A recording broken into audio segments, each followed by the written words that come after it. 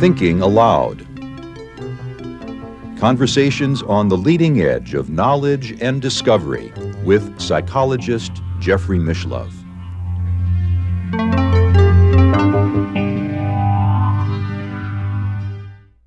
Hello and welcome. I'm Jeffrey Mishlove. Today we will be looking at Salman and the secret origin of Islam.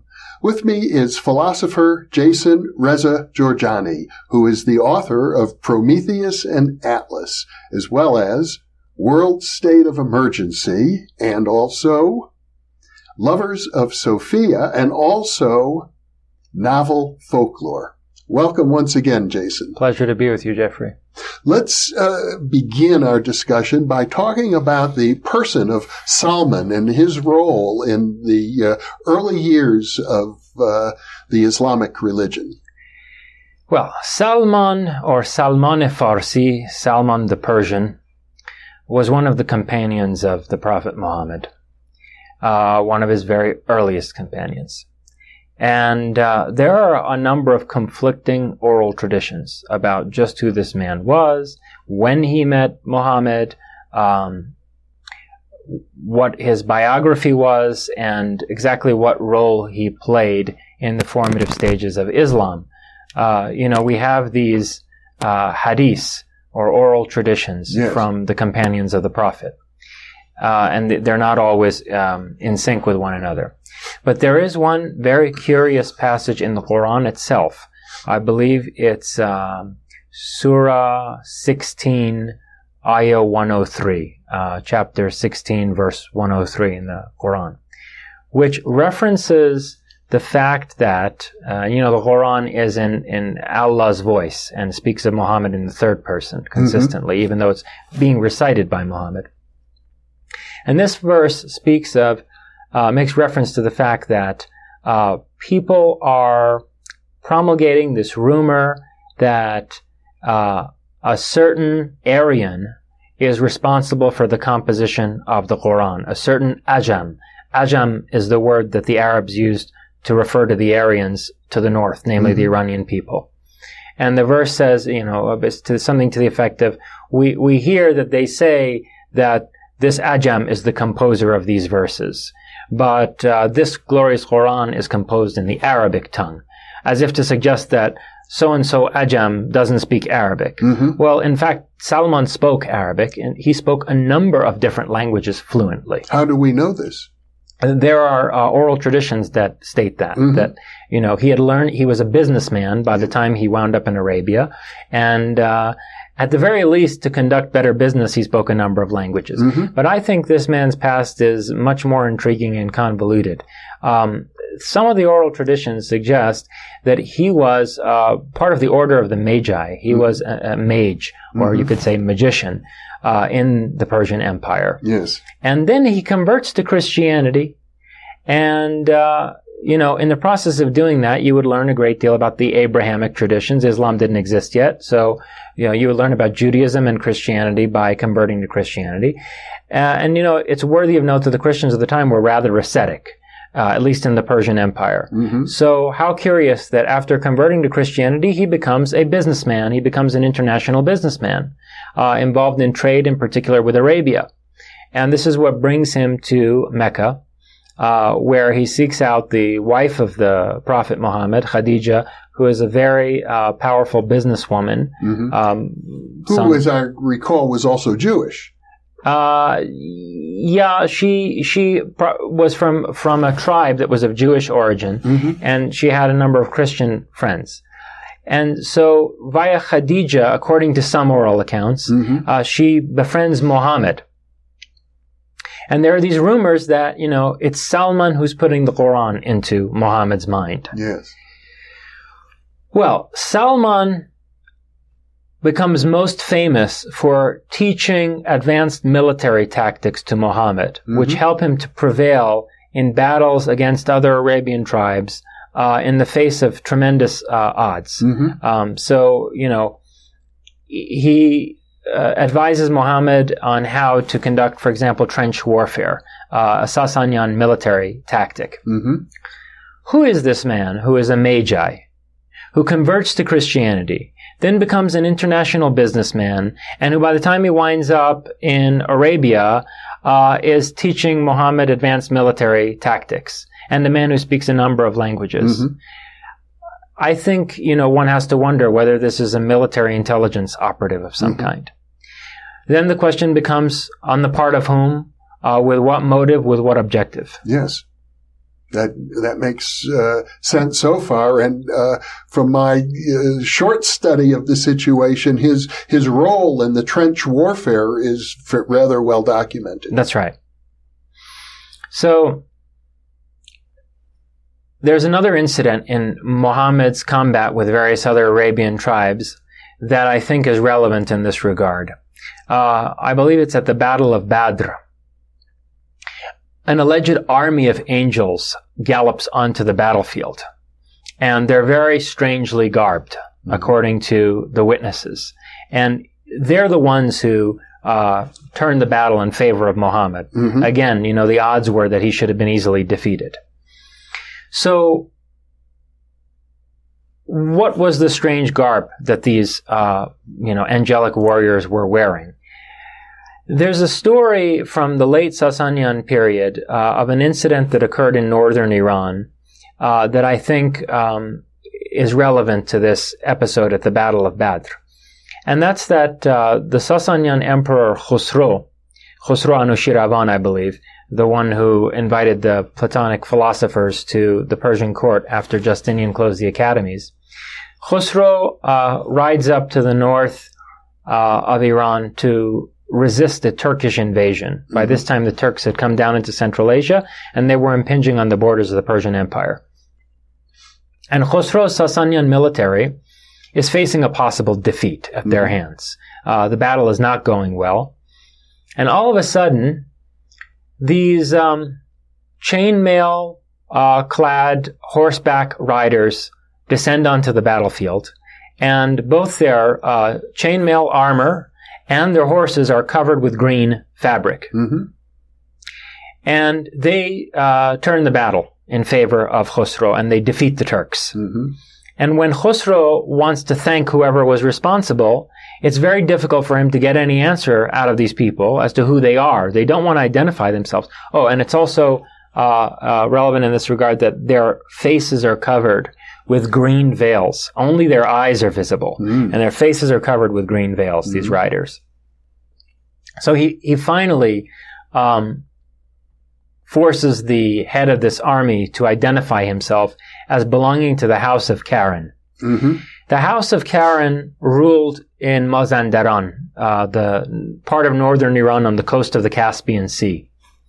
And they were one of a number of Parthian feudal houses who had been displaced by the rise of the Sassanians. Mm-hmm.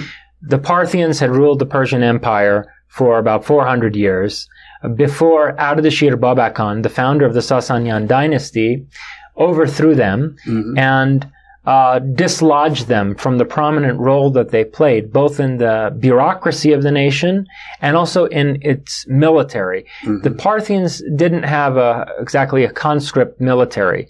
They relied on the alliance of knights in the service of various houses to form coalitions that would go and fight their enemies, for example, the Romans. Yes, a feudal system. A feudal system. And Ardashir established a conscript military. Mm-hmm. So he sidelined the Parthian knights of the various houses. Yeah. And he also developed a type of administrative bureaucracy at Tizfun, the capital of the Sassanid Empire, that marginalized the Parthians. Mm-hmm. So they had an axe to grind against this guy. Something that's even more significant than that is that Ardashir Babakan, he was from a family of magi in Pars, Fars, this Shiraz area, province of Iran, which, is where Persepolis is. Mm-hmm. So he was from a family of magi in that area, and after hundreds of years of the dominance of Mithraism, under Parthian rule, Ardashir establishes Zoroastrianism as the state religion of Iran. Now, even though, Darius and other Achaemenids refer to Ahura Mazda in their inscriptions, Zoroastrianism was not any official state religion of the Achaemenid Empire. So just to be clear, we're talking about three different empires now: the Achaemenids, the Parthians, and the Sassanids. That's right. Mm-hmm. And it's only with the Sassanians that Zoroastrianism becomes an official state doctrine, an orthodox theology that is supposed to serve as the basis for political power. Yes. And to turn the teaching of Zarathustra into that, Ardashir had to make a number of reforms which were rejected by many of the Magi as being perversions, I'd have to say. I don't want to use the word innovation, because innovation is a key concept in Zoroastrianism. They viewed these as perversions of Zarathustra's teaching. I guess that what we're talking about is a very authoritarian version of Zoroastrianism. A hierarchical theology that is meant to shore up a centralized, fortified state. And various heterodox forms of Zoroastrianism arose in opposition to this. The roots of Mazdakism can actually be traced to this period. And, in the Parthian period, it's not as if the Parthian Magi rejected Zarathustra by any means, or rejected the idea of Ahura Mazda. They had a highly syncretistic, pagan religion that accommodated both Zoroastrian ideas and older Mithraic ideas. It was a form of Mithraism that included reverence for Ahura Mazda and respect for Zarathustra.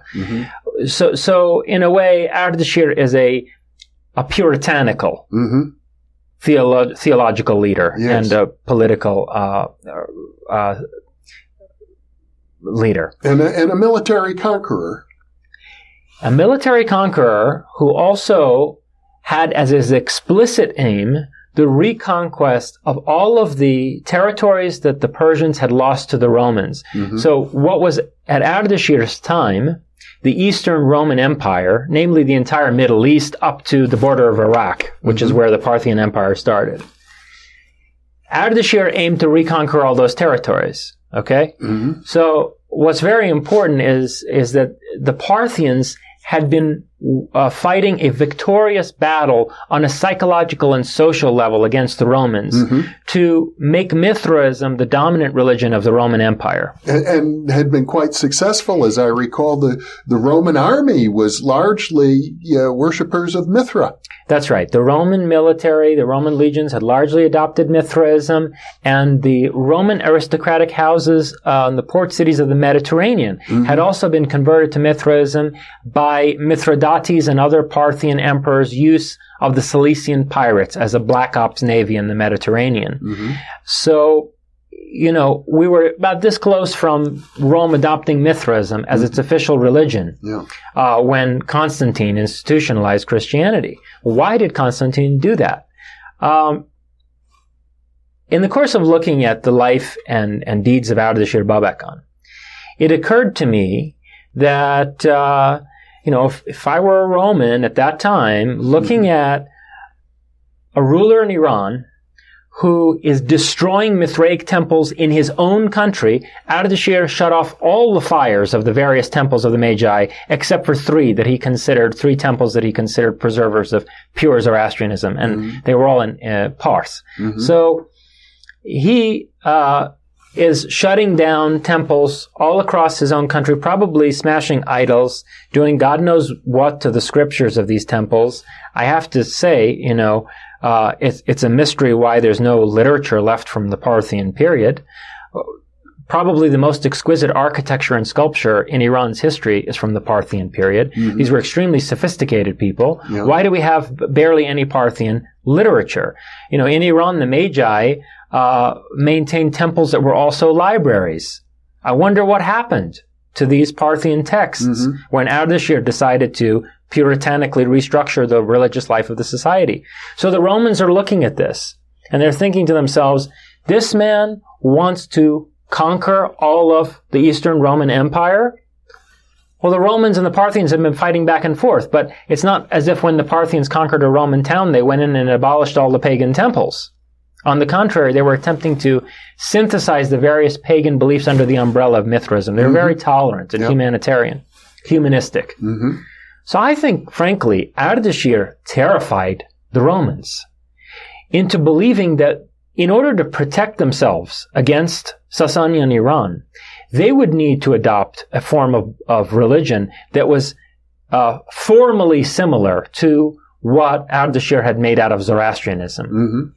And there was no pagan European religion like that. In other words, they needed a state religion. They needed a religion that would even be conducive to being a state religion, that would be uniformitarian, hierarchical, that would have a totally centralized theology. Mm-hmm.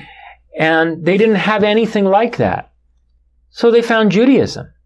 And they found this, Judea was a province of the Roman Empire. Yes. And they found this particular sect of Judaism, which they thought they might be able to amalgamate with Mithraism, which was rising at that time, which would explain why there are so many Mithraic beliefs, symbols, and practices in Christianity, in Roman Catholicism. Yeah. And Christianity at that point spread quite widely throughout the Roman Empire. Yes. So I think what happened is that the Roman elite around Constantine decided that they needed to establish Christianity as the official religion of Rome in order to protect Rome from Ardashir Babakhan and his legacy among the other Sassanids. Who was really the main political rival.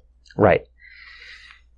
So effectively, Ardashir and those among the Sassanians who followed in his line of thinking, and there were many who did not. I would maintain even his son, Shapur, who backs Mani and the rise of Manichaeism, does not agree with his father about what direction to take. Yeah. And later Kavad, who backs the Mazdakites, also doesn't follow this line. Both the Manichaeism, I'm saying it wrong. That's correct, Manichaeism, yeah. And Mazdakism are both Gnostic versions of the religion. And it's important that they both date back to the time of Ardashir. Yeah. So, these are viewed as heresies. Well, what was Ardashir creating? These aren't heresies so much as they're remainders. They're what's been pushed to the margin. They're what is protesting against Ardashir and saying, wait a minute here. There's other ways of interpreting Zarathustra. There's other ways that Zarathustra relates to the traditions of other cultures. So that, for example, Mani tries to synthesize the teaching of Buddha with that of Zarathustra. Yeah. And now we're talking about a few hundred years before the birth of Islam. Right.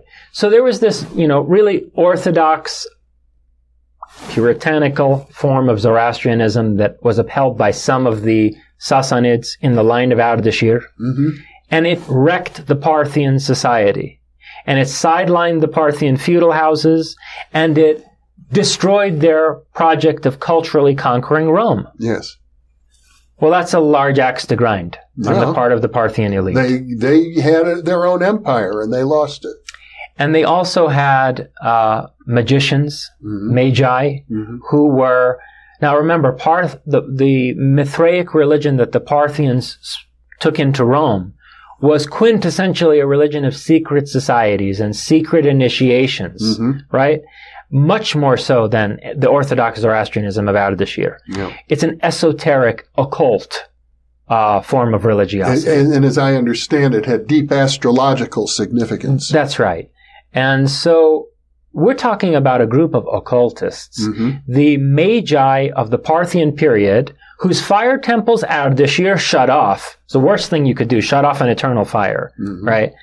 The fires that he extinguished were the fires of magi who were occultists, who were leaders of esoteric societies. In other words, who were people adept in the occult. Salman Farsi, or as he used to be called before the days when he was a companion of the Prophet Muhammad, Ruzbe Kazeruni, was a magi. He was an occultist. Yes, which is part of the established history. Yes. Well, it's one of the oral traditions. Okay? So, here's my question. At the behest of whom was Salman Farsi sent to put these ideas into Muhammad's head? I believe he was serving the House of Karen. And I believe that because, as I suggested, these knights wore chainmail armor covered in green, their faces veiled in green, and their horses covered in green. Yeah. And green becomes the holy color of Islam. Why does green become the holy color of Islam? Probably because the angelic army that appeared at the Battle of Badr was dressed in the fashion of the Knights of the House of Karen. The same army that had come to rescue Ardashir. Khosrow had come to rescue a later Sassanian emperor, Khosrow. But what's important about that encounter with Khosrow is they don't like the guy. Yeah. They don't even want to identify themselves. And Khosrow is contemporaneous with Muhammad? Or? He is a couple generation or two before Muhammad, a couple of generations before Muhammad. Okay. Right? He's in the 500s. Yeah. And it's in the 600s that Muhammad conquers it. Muhammad's armies, the Muslim armies, conquer Iran. Mm-hmm. Okay? So, no, but what's important in terms of the encounter with Khosrow is that the army that bails him out hates him. They don't even want to identify themselves. Right. They didn't do it for Khosrow. They did it because they don't want Turks invading Iran and threatening the realm of the House of Karen in Mazandaran. Mm-hmm. And Khosrow faced possible defeat. Yeah. And so these people are excellent tacticians. They've got some esoteric politics that they're pursuing. And they're willing to play a very sophisticated, complex game. That's right. You know, once I made the connection between the angelic army at the Battle of Badr and the green-clad knights of the House of Karen, including these veiled green veiled faces.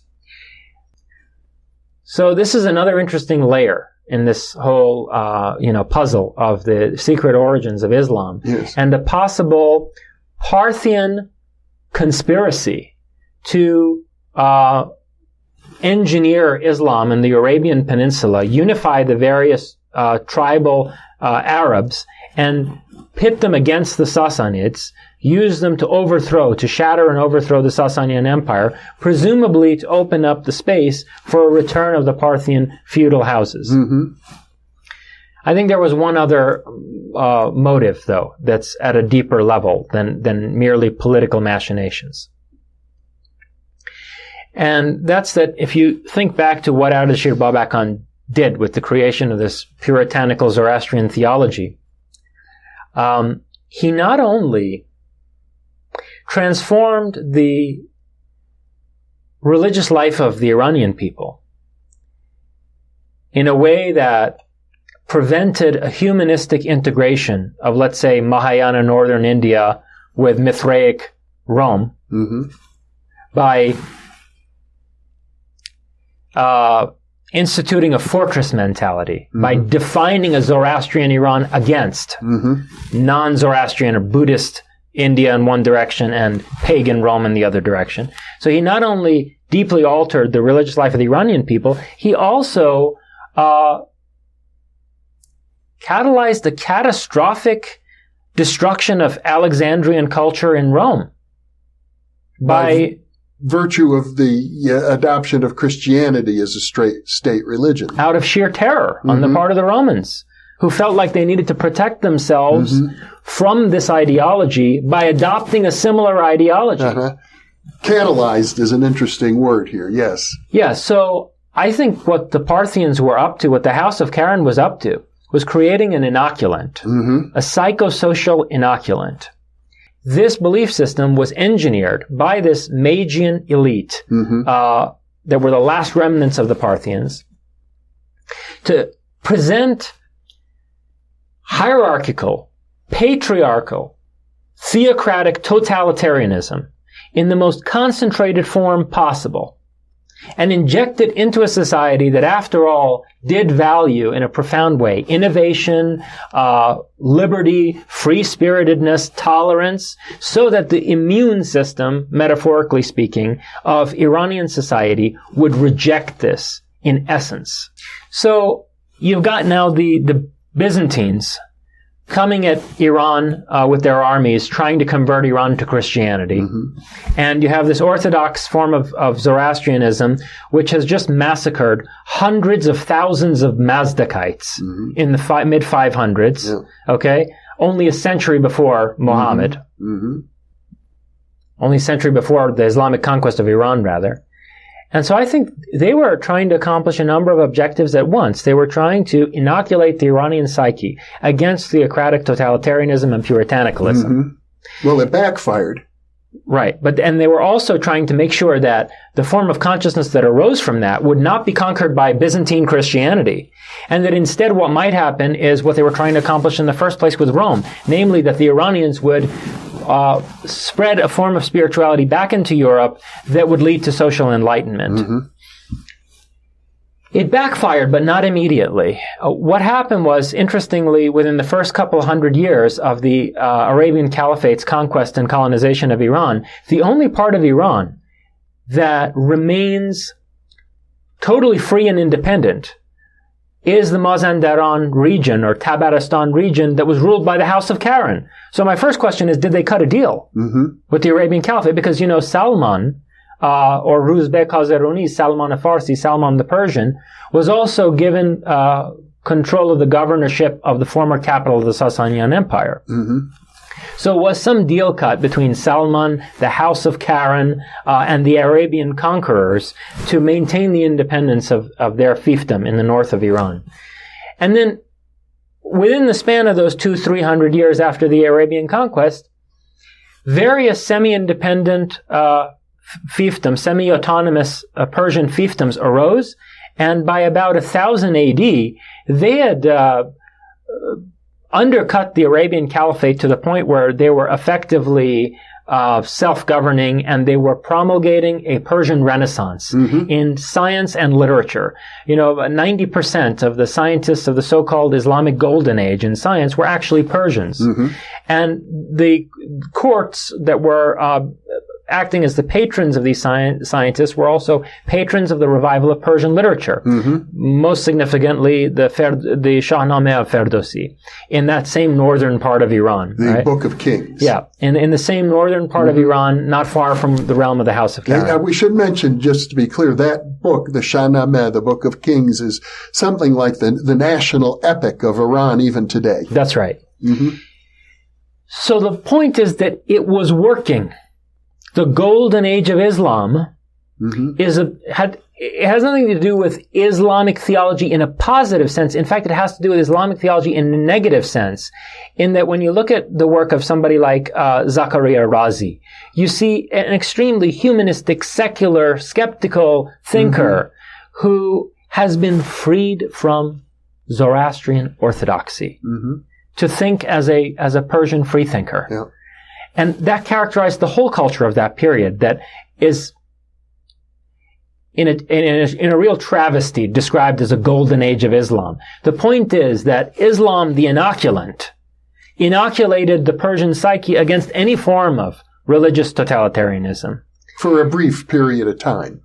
Well, they didn't know that. Yeah. These schemers in the House of Karen didn't know that the Turks would wind up coming in around 1100 and adopting Islam of their own accord and taking over rulership of the caliphate from the Arabs, who they defeated, and reimposing Islam in an even more totalitarian form on the Persian people. And then they're closely followed by the Mongols, who adopt the same strategy of seeing in Islam a perfect means of governing an empire in a totalitarian fashion, a great basis for a totalitarian state ideology.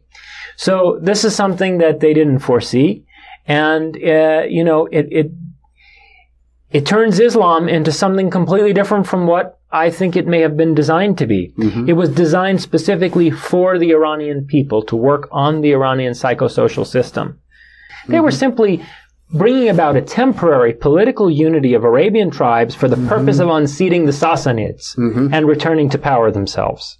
Well, it certainly seems as if this narrative that you've developed has many points of veridical contact information that supports it, and I have to say it would probably be heretical from almost every standpoint. It would, but on the other hand, I think it offers tremendous promise to the Persian people in terms of defining their own future. Because, this narrative that Islam was imposed on us by these barbaric Arabs and so on and so forth, it's very reactive. It's also been one of the mysteries of Iranian history, how a tribal, nomadic group could ever have conquered the world's superpower. Well, this makes a lot of sense out of it. It was an inside job. I suppose it's worth mentioning parenthetically that the novelist Frank Herbert, in his Dune series of books, looks at the jihad, the spread of Islam in science fiction terms, and presents a fictional scenario that involves intrigues much of along the same lines as you've described in this narrative. Yeah, in a way, Salman and the House of Karen operating in Arabia are like Paul Atreides the Noble and his associates who come to the Dune planet and hatch a plot that affects the destiny of the whole galactic empire. Jason, Reza Jorjani, you're very bold to even begin to imagine such possibilities as this. Thank you so much for being with me. Thank you for being willing to entertain such dangerous ideas. And thank you for being with us.